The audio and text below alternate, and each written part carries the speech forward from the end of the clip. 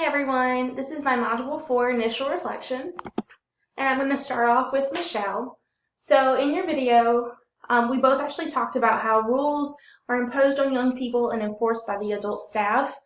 I think this is something that's kind of never really going to change because young people are always going to see as not knowing, rule breakers, people that need to be enforced upon. And I think it's funny how the book mentions, in a couple videos mentioned, the fact that students can't yell at their teachers, but the teachers can in return yell at the students, and how there's that uneven balance. I think that's just a really interesting concept that a lot of videos mentioned. You also talked about the limited knowledge and surrounding equipment of campus environments. I think this is definitely a problem on a lot of campuses. Like I mentioned with my undergrad about the ramp there, it was very unstable. It seemed like it wasn't really, it needed to be rebuilt and made better. But you mentioned how during a snowstorm, a wheelchair ramp at UNCW wasn't plowed. And I think people tend to overlook things like that just because they don't have to think about using a ramp. They can just use the stairs, and they don't think about people who will need that as their transportation.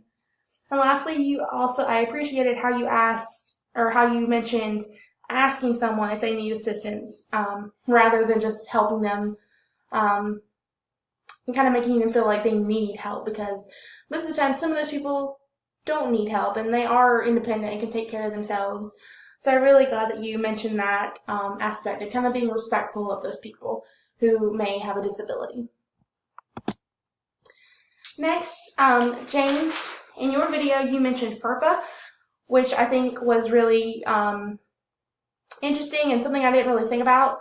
And I really like this little cartoon at the bottom because it's very true, and parents definitely want to be there with their students, and college definitely is a time for students to kind of be more independent, be their own person, and have that independence in themselves and kind of be an adult.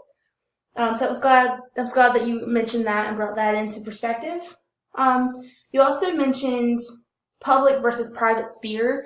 I think this is a very interesting way to kind of talk about this topic, because it's true, people do kind of push other types of people into the corner, and kind of make themselves prevalent. I like the way that you kind of describe that and put it in a new whole perspective for me, so thank you for that.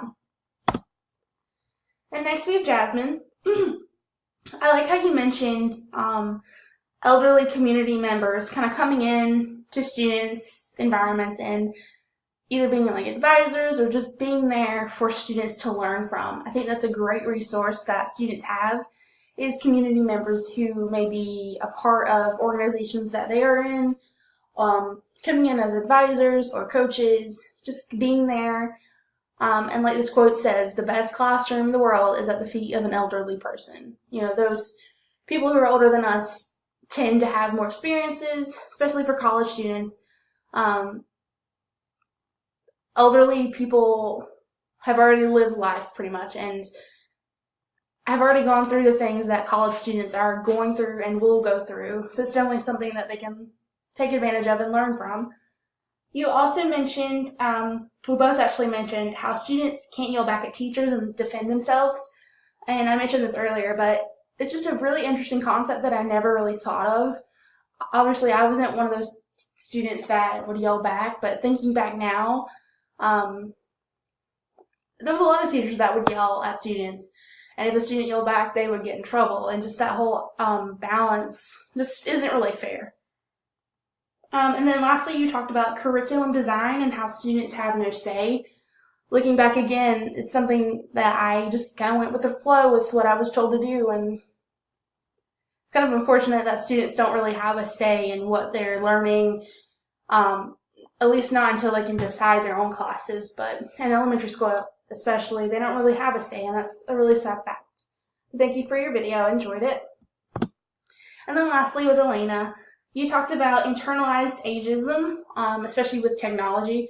This is something that I've definitely seen a lot, especially my grandparents wanting to learn about technology and using a phone, and just seeing them trying to figure out how to use like the touch screens and stuff like that. It's definitely something that a lot of people I think have to deal with. And I think a lot of younger people may get annoyed when others ask for their help about how to use this, just because for them, it's something that we grew up with, so it's not something that we really have to struggle with. So I thought that was funny. And it's really sad that people have to feel like they have to internalize this and just do something with, if someone tells them to do it something a certain way, they just kind of stick with it just because they don't want to be a burden. That's really sad, actually. And then lastly, you talked about the universal instructional architectural design. And I thought this was really interesting because that's not something that we really see a lot. Like in my university, there weren't wheelchair tables. I mean, obviously you could just remove the chair, but there wasn't something designed specifically for people who were in wheelchairs. And I think that was really interesting and neat how you brought that up and how your school is kind of taking steps to kind of make the experience for those college students who may have a disability a little bit better. So thank you for that. But thank you everyone for your videos, and I hope you had a wonderful spring break.